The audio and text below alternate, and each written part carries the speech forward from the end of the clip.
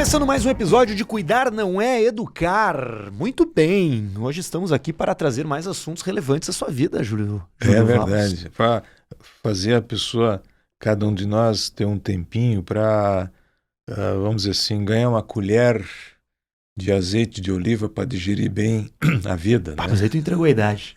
Aí tu entregou a idade. Não, antigamente era óleo de rícino. Olha o rinse, que nem dizia. Óleo rinse. Ou emulsão de Scott. Tu tomou emulsão de Scott? Conheceu isso? Emulsão de quê? Scott. Tá, whisky isso? Não. O que é emulsão de Scott? Não é Scott whisky? Não. Era um remédio. Era um negócio que a gente tomava que era branco, muito ruim, que era feito de gordura de peixe. Emulsão de Scott. Os mais antigos vão lembrar disso. Emulsão de Scott, óleo de rícino. Pá! E olha, não foi combinado, mas isso tem tudo a ver com o nosso tema, hein? Porque... E tinha um outro chamado biotônico Fontoura. O biotônico eu me lembro, mas o biotônico... Que existe até hoje, né? Existe, só que hoje não tem mais álcool. Tiraram o álcool. Tiraram o álcool. Aí, acabou a graça do biotônico. Porque tu dava biotônico para as crianças, tu não entendia. Olha só o biotônico como tá fazendo bem, ele tá animado. Criança completamente bêbada de biotônico Fontoura. Mas, Júlio, a experiência nos ensina muita coisa. O tempo que se passa nos traz novos recursos, nos traz mais munição, e é disso que a gente vai falar hoje. Mas antes de entrar na experiência, sempre lembrando, esse programa, o Cuidar Não É Educar, tem a parceria da Rede Sinodal de Educação.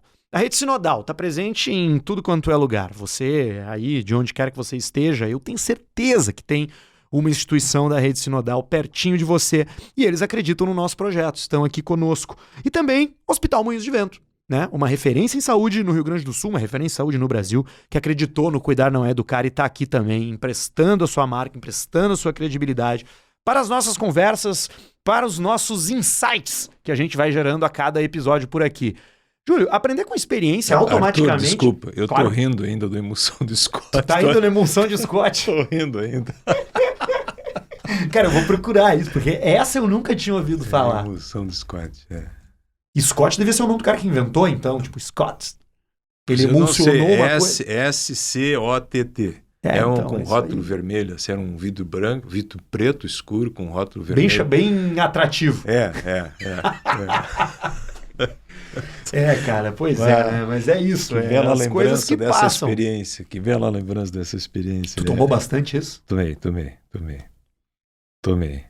Eu não sei se eu aprendi a viver melhor com eles, mas diziam que era bom. Então a gente tomava, né? E faz parte. Se não tomava... Mas ele era tipo pra vermes também, não? Não, era um estimulante. Parece que todas as doenças antigamente eram vermes, né? Hoje em dia ninguém mais, não sei, pelo menos, eu não vejo mais tanto assim, mas eu digo, isso é pros vermes, cuidar, não bota o dedo nas bocas, não bota o dedo na boca, vai dar verme. Mas antigamente a gente vivia com o pé no chão, descalço, correndo no meio do mato, subindo árvore. Hoje em dia não é árvore, é dentro de apartamento. Não, e hoje em dia a imunidade foi pro saco, né? Acho que se o cara tomar uma emulsão de Scott, ele fica doente hoje em dia, uma criança atual. Tá, Júlio, falando de experiência, tá? Aprender com a experiência. A gente tem falado muito aqui sobre pessoas de mais idade, pessoas de menos idade. Aprender com a experiência automaticamente me leva a uma imagem de uma pessoa mais velha. De uma pessoa com mais tempo de vida. Um avô, um bisavô. Mas a aprender com a experiência também tá presente na vida de quem tem menos tempo, né? Claro, muito mais, inclusive. Pois é. Porque ela tá disponível para aprender o tempo todo. Ela tem um cérebro ainda que não tá...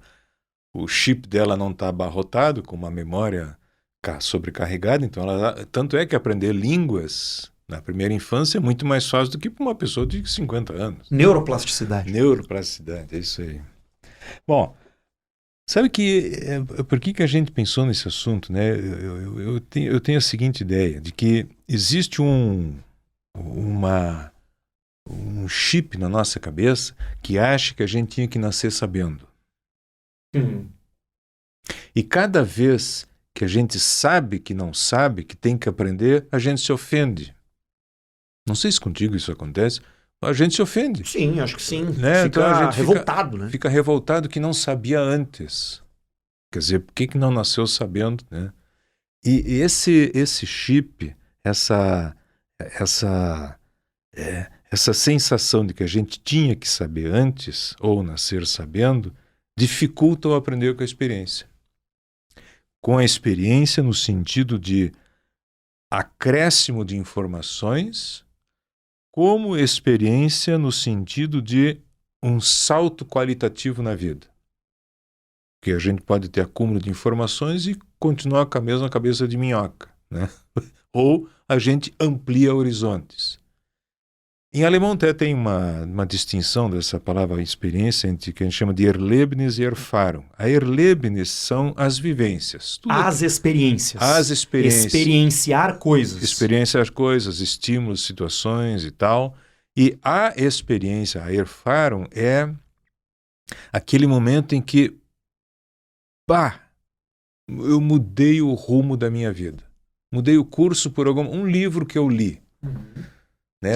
Quando eu era adolescente, o livro que eu acho que me ajudou muito, O Lobo da Estepe, do Hermann Hesse. Não sei se tu conhece. Conheço o Hermann Hesse, mas esse título O eu não Lobo li. da Estepe foi um livro que foi muito importante para mim como adolescente, porque parecia que ele falava comigo, Arthur. Eu acho que o Hermann Hesse escreveu para mim esse livro, um homem solitário, um lobo, quietinho, e eu li aquele livro e entendi o meu enclausuramento e aquilo me ajudou a sair de dentro de mim. Me ajudou. Assim como cada um de nós deve ter um livro ou um filme, sei lá, ou uma conversa com alguém, ou com o padre, ou com o pastor, ou com o padrinho, ou com o professor da escola, sei lá, alguém que plantou alguma coisa. Isso a gente chama de experiência. Bom, vou dar um exemplo diferente, um pouco mais agressivo. Uma pessoa que anda de moto a 200 por hora sem capacete. Bate com a cabeça no poste, numa árvore, 3 meses de UTI, fica meio sequelado, sai dali, continua andando de moto a 200 por hora. Como é que pode isso? O cara quase morreu, Arthur, e aí ele não aprendeu com a experiência. O cara que bebe todos os dias e chega em casa violento, agressivo, com as crianças, ele não aprende com a experiência que aquilo faz mal para ele.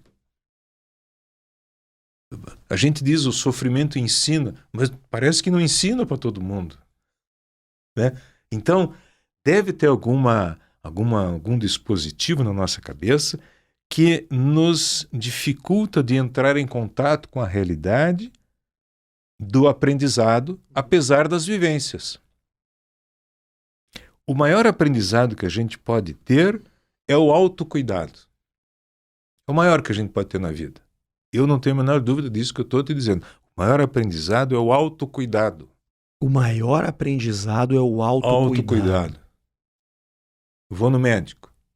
Olha aqui, Júlio, tu tá com colesterol elevado, glicose, nós vamos ter que começar com uma mudança de padrão de vida. Doutor, eu nunca tive isso. Mas agora tu tem. Pois é, mas sabendo disso, muita gente... Doutor, o senhor está enganado. Isso aqui eu nunca tive. Esses exames estão errados, eu vou seguir. Vou buscar uma segunda opinião. Se for isso, tá bom, né? Se for isso, já é bom. Se for isso, já é bom. Mas, em geral, não tem a segunda opinião, porque uma negação, né, Júlio? Autocuidado inexistente. Porque o autocuidado, ele se constrói quando eu descubro que eu sou menor que a vida, Arthur. Se eu não descobrir que eu sou menor que a vida, eu não vou me cuidar, porque eu sou maior, eu sou superior. Lembra do programa do álibi da violência que a gente falou? É a mesma coisa, eu me sinto superior e eu não vou me cuidar, e nem dos outros. Portanto, eu vou ter vivências, vou ter experiências, e eu não transformo isso em autocuidado. Bom, diante disso, né, a coisa também em relação às crianças, né? Eu sempre penso nas crianças assim, ó. A criança começou a ir para a escola, ela está aprendendo a ler e escrever e começa a ter dificuldade. Não consegue juntar o SA e o SA e saber que é casa. Sofre bullying, alguém debocha dela, ou o pai se chateia que ela não aprendeu, enfim, não sei o quê. Mesmo que alguém não faça essas coisas, se ela tiver esse sentimento de superioridade dentro dela, que tem, né, mas se estiver muito forte, ela vai pensar assim, por que eu não nasci sabendo? Eu não queria ter essa dificuldade.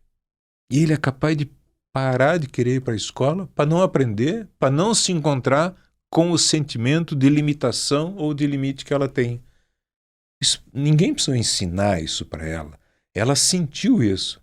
Eu deveria nascer sabendo. Ou seja, quando eu vi que eu tenho uma fragilidade, quando eu vi que eu não sei tudo, quando eu vi que eu tenho que me esforçar, eu paro de aprender com a experiência que é, bom, eu vou ter que estudar. E eu troco isso para... E eu não quero mais ir para a escola. Larguei, desisti. Larguei de mão. Então, aprender com a experiência é uma atitude emocional onde eu percebo que eu preciso cuidar de mim. Aprender com a experiência exige que eu perceba que eu tenho que fazer um esforço para crescer. Uhum. Se eu não aceito, não é o esforço. Se eu não aceito que eu não sei, o esforço fica como se fosse um desaforo. E aí eu não vou. Agora, se eu aceito que eu não sei e que eu posso aprender, o esforço não é um desaforo. Eu vou e faço. Não fica pesado. Sim. Né?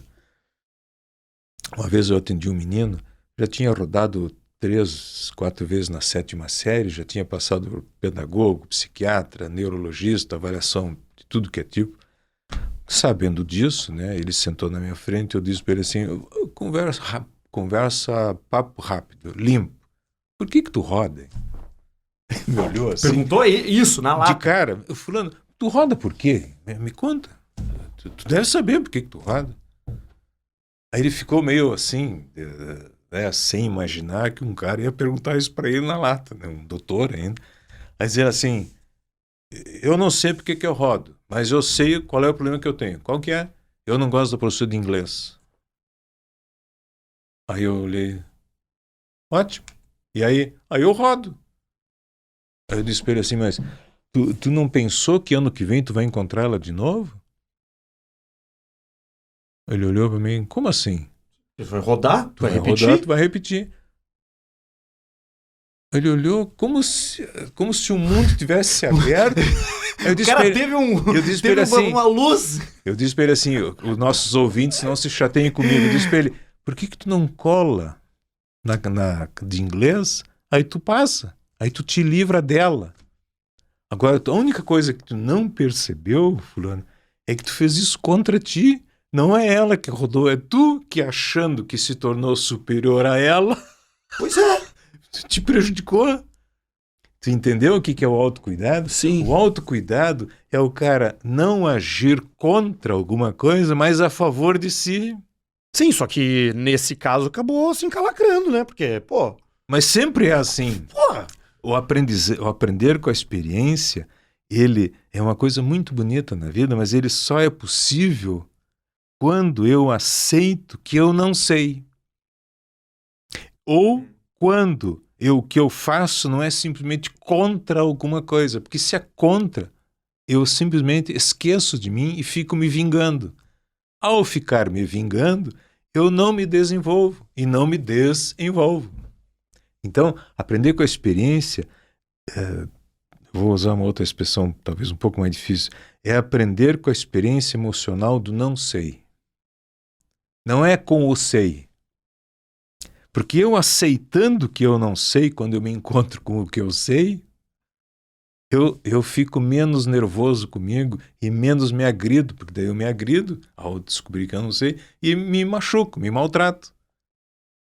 Mas a gente não nota isso, Arthur. Isso é uma coisa louca. O cara da moto não nota que ele vai se maltratar. Isso é muito doido, isso no ser humano, né? Pois é. O sentimento de divindade é tão grande que o cara não nota que se maltrata. Era exatamente isso que eu queria ver, assim, contigo. Eu ia te perguntar, porque só pode ser isso, né? É um sentimento de onipotência, né? Que claro, a gente tá falando. Ilusão, né? De onipotência. Ilusão de onipotência, né? Que a gente tá falando, né? Ilusão de onipotência. Porque, assim, se espera que isso que acontece com o motoqueiro, ou a segunda vez que esse aluno roda, que haja uma experiência corretiva.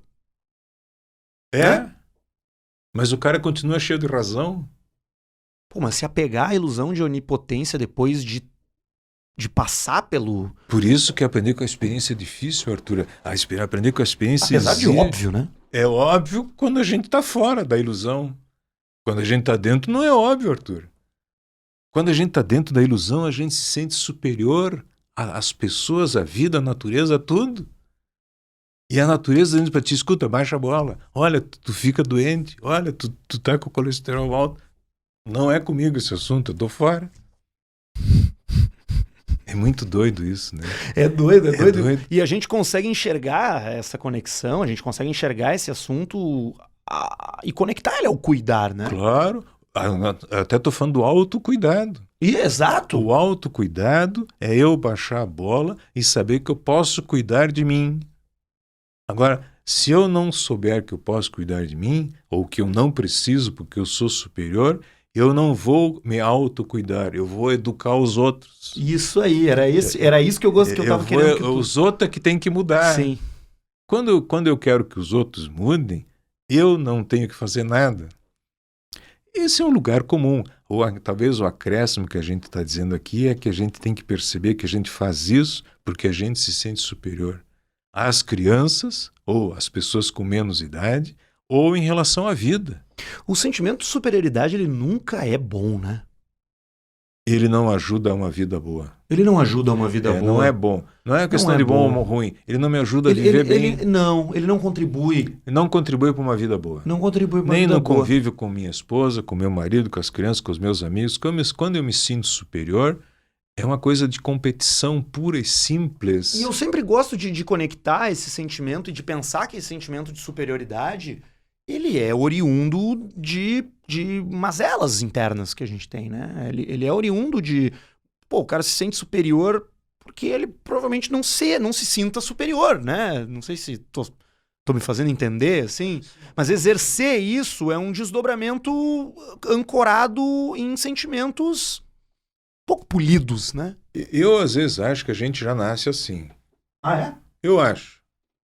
Por exemplo... O ser humano é ruim, não é a sociedade que corrompe. Isso não é uma coisa ruim, isso é uma confusão na cabeça. Isso não é maldade. É ruído. Isso é um ruído que a gente tem. Essa é a diferença que nós temos dos animais. Os animais, eles não têm a fantasia. Eles são estímulo e resposta. Mas ele aprende com a experiência. Ele aprende com a experiência. Os adultos... Por isso que parece que a gente quer tratar as crianças que nem cachorro, né? Bate, surra, dá limite, dá o treinamento como se isso fosse suficiente. Só que gente tem o mundo da fantasia. E quando essa fantasia está associada ao delírio de poder, aí não aprende com a experiência. Vou te dar um exemplo bem simples. Um bebê está com fome. Bebê. E a mãe não está por perto. Ele vai fazer uma atitude natural dele. Ele vai chupar o dedo e fazer de conta que aquilo é o seio dela. Aquilo acalma ele temporariamente. Ou o bico. Fica sugando, a gente chama isso de a alucinação do seio. Então o aparelho cerebral faz isso, naturalmente. Para a criança poder se adaptar rapidamente a uma situação, ele cria uma realidade. Com o desenvolvimento do cérebro, do sistema nervoso central, isso deveria... Isso diluindo para a cognição, isso que a gente chama de pensamento, ir substituindo contato com a realidade. Só que o pensamento vai sendo, vamos dizer assim, a alucinação vai entrando no pensamento e a gente começa às vezes a ficar confuso, eu não sei o que é meu, o que é do outro, não sei se o que eu estou sentindo é porque o outro me provocou, é porque eu sinto, tem entre o dentro e o fora, tem um intercâmbio que não acontece bem. Então, no ser humano, a construção da alucinação, ou do delírio, ou do sentimento de poder, a gente tem isso. E o normal seria ele ir se diluindo, mas tem gente que gostou tanto dessa fase que vai até o fim da vida alucinando as coisas. Que são as pessoas psicóticas, né? A esquizofrenia e coisas assim.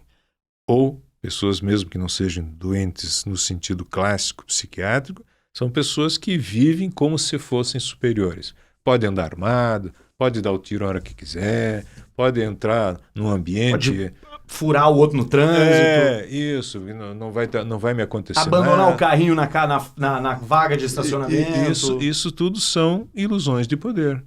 né? Porque eu, em vez de me cuidar, achando que alguém pode ter uma arma no carro e me atirar, por exemplo, eu não penso isso. E se o cara vier, eu vou dar uma porrada no cara. Ou seja, se criou um sistema bélico na cabeça dela por um sentimento de superioridade ou de achar que aquilo que ela está pensando é real. Então, a tua pergunta, né, de onde vem isso? Eu acho que a gente nasce assim, que pode ser piorado no convívio humano. Acho que pode.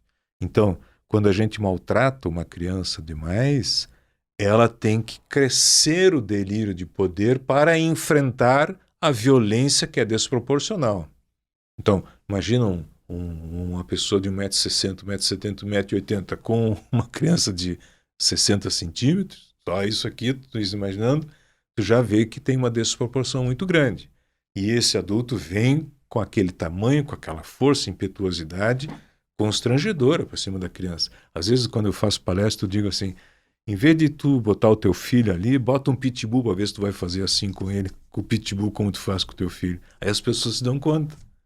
É verdade, porque é desproporcional e parece que eu me prevaleço dessa, paro de cuidar para me tornar um educador por me sentir superior à criança. E a gente sempre circula isso, né? Sempre. Aqui, né? Que é esse exercício de superioridade, né? Essa é a síntese do nosso programa. E nós vamos falar isso muitas vezes, de várias maneiras, sobre vários assuntos, para tentar diferenciar cuidar de educar. Cuidar é uma atitude de autocuidado, ou de respeito à vida, ou de uma certa paciência com aquele que não sabe tudo ainda, se é que eu sei tudo como adulto, entende? O educar não, o educar parte de uma premissa de que eu sei, ele não sabe, eu sou superior e ele é inferior. Sabe que uma vez eu ouvi uma frase no ambiente de trabalho assim que me marcou muito. Eu sei que ela não é uma verdade absoluta, mas eu gosto da poesia que ela tem, que é a seguinte, que eu ouvi isso de um chefe uma vez, de um gestor, né? Ele falava assim, eu aprendo muito mais com quem é mais novo do que eu do que com quem é mais velho. E eu entendi o que ele quis dizer com isso, né? Porque a gente tem essa máxima do que ouve o mais velho, ouve os mais velhos. Beleza, ok, mas ouça os mais novos, né? Ouça os mais novos. Ele tem tanta experiência para contribuir quanto uma pessoa mais velha. Elas... Com mais liberdade também, né? Imagina, uma vez eu cheguei de mau humor em casa e diz, hoje o pai não quer brincar, não sei o que. Daí diz o meu filho assim, vamos jogar bola, pai? Eu olhei para ele, mas brincante? Tu não tá entendendo que eu tô com muitos problemas, tu vai me convidar para jogar bola? Eu fui no banheiro e comecei a me dar conta que ele tava me dando a solução. Ele não tava te pedindo pra... Ele não tava me dizendo nada, que eu me tornando inferior. Não, ele disse, pai, vamos jogar bola que aí tu te distrai. Quando eu fui no banheiro e voltei, eu me dei conta. Mas isso que eu tô dizendo, ir ao banheiro e pensar, é aprender com a experiência. Eu tive a sorte de conseguir fazer isso, porque eu poderia ir pro banheiro de mau humor com ele. Quem que esse guri pensa que tá querendo me fazer jogar bola, querendo me livrar do problema? Tu entende a disputa que eu consegui fugir dessa disputa, mas eu podia ter, né, resvalado e me sentir superior a ele com essa proposta infeliz dele de jogar bola. A vida é muito difícil, Arthur. Para que eu vou jogar bola? Eu tenho tantos problemas que eu não posso jogar bola. Que saco ficar grande, né, cara? Porra. Como é difícil virar adulto, né? A gente esquece, assim, e passa batido por umas coisas que são tão... Pô, vamos jogar uma bola, pai. Não, esse sente superior. Quer que eu venha jogar bola? Ele não viu que eu tô cheio de coisa pra fazer? Ele quer me fazer? Eu quero ficar... Opa, peraí. Não, peraí. Mas jogar bola é exatamente o que eu preciso nesse momento. É isso aí. Conviver com ele para me divertir, para poder pensar uma solução pro meu problema, né? Mas se eu me sinto superior, eu não vou fazer isso. Não consegue. Não consegue isso, fazer. E eu vou te dizer mais, essa é uma doença que não tem cura, Arthur. Só que em vez de eu ficar 3 dias me sentindo superior, eu fico 15 minutos. Eu tô curado, tu entende? Em vez de gastar 3 dias brigando com meu filho, que ele é um imbecil, por me querer que eu jogue bola, eu fico só 10 minutos de bronca. Peraí, me dei conta. Que tá tudo bem também, né? Tá tudo bem. Essas coisas vão passar pela gente, a gente não vai ter o gatilho automático, não é assim também, né? Mas o importante é estar com a chave do cuidar ligada, tá pelo menos atento, né? Sensível, sem se deixar cair no alçapão da superioridade, do sentimento de onipotência, da ilusão de onipotência. É um alçapão que, se bobear, a gente abre, entra, fecha a porta e acha que está dominando o mundo. O importante é sair dali de dentro. O importante é sair rápido. Cair, porque cair tu vai cair, não adianta. Tem que sair rápido. 15 minutos tá bom. Mas tem gente que fica 40 anos nesse mundo, Arthur. É muito triste isso, de pessoas que jogam a sua vida fora por acharem que tem razão. Brigam com Deus e todo mundo. Eles só não aprendem com a experiência. Pô, cara, sabe que hoje, antes de vir pra cá pro estúdio, eu fui fazer supermercado. E aí eu fui na fila do Frios ali, no supermercado e tal, tava ali parado na fila. E era a minha vez. E eu fiz a menção de falar e uma senhora apareceu na frente. Falou, eu quero 1 quilo de não sei o quê. E aí a moça da balança falou assim, mas a senhora tava na fila dela? Não, eu tava na fila, sim, eu tava ali atrás. E aí a moça da balança olhou pra mim, do tipo, tá aí. Daí eu falei, pode atender, fica à vontade. Atendeu a mulher, terminou e a mulher chegou pra mim assim, ela não tava na tua frente, né? Eu falei, não, ela não tava. Ela apareceu e furou a fila dela. Ai, mas isso não tá certo. Eu falei, deixa, né? Vamos torcer pela paz, que nem dizia o Jorge Ben, né? Tipo, né? A experiência ensina que às vezes... São microsistemas de poder no cotidiano da nossa vida. Que estão o tempo todo. O tempo todo. E eu não tenho nenhuma pretensão de resolver isso, porque às vezes, se tu fosse um cara mais esquentado, eles a senhora que está criando problema aqui. Mas o meu ponto aqui, eu não acho que faça sentido tu lutar poder com poder. É o que a gente falou num outro episódio aqui. Tu não responde agressividade com agressividade, né? Alguém tá com uma música no volume 10, tu não vai competir com uma outra música no volume 10. É ruído? É barulho? Né? Então assim, eu vou torcer pela paz. Não tem problema, eu não vou perder a minha vida. Provavelmente essa senhora, ela não aprende com a experiência. Ela vai manter a ideia de que ela é superior e que ela pode fazer o que ela quiser. E talvez ela tenha saído pensando assim, eu sou muito esperta mesmo, consegui pegar o presunto antes dele. Isso aí, né? Isso. E aí a gente fica nervoso com isso. Claro que isso é uma situação simples, trivial, claro. Mas a gente tem que entender que a vida tem dessas coisas. Como que a gente pode ajudar nossas crianças a não entrarem nesse alçapão? É não sendo assim com elas. Mas isso não quer dizer deixar de ser pai, deixar de dar limite ou deixar de ter opinião. É simplesmente não agir como se eu fosse superior à criança. Isso é uma emoção, não é uma frase, não é uma palavra, é uma emoção. Talvez, idealmente, porque eu sou um idealista, um humanista, quem sabe, entretanto, talvez isso ajude a diminuir o número de onipotentes que tem por aí na face da Terra. Eu não acredito muito, mas quem sabe, diminuindo 20%... Já tá bom, né? Já diminui a camada de poluição no mundo em 20% também, né? Cuidar não é educar, é esse podcast. Eu sou o Arthur Gubert, esse é Júlio Valls e a gente tem a força de Rede Sinodal em Moinhos de Vento. Júlio, é sempre uma dádiva conversar contigo aqui. Eu saio cheio de ideias, inspirado pra vida. Muito obrigado por todos os episódios, até aqui pelos que virão. Eu quero te agradecer porque tu tem sido um parceiro que eu conheci. A gente tá se divertindo, né? A gente tá se divertindo. A gente não se conhecia. A gente não se conhecia. A gente se conheceu no primeiro episódio. É verdade. Muito bom. Tá muito demais. Bom. Ó, e você tá convidado, tá? A ouvir os anteriores e os que vêm também. Obrigado a toda a turma que compartilha, que curte os nossos episódios, que comenta também as nossas coisas.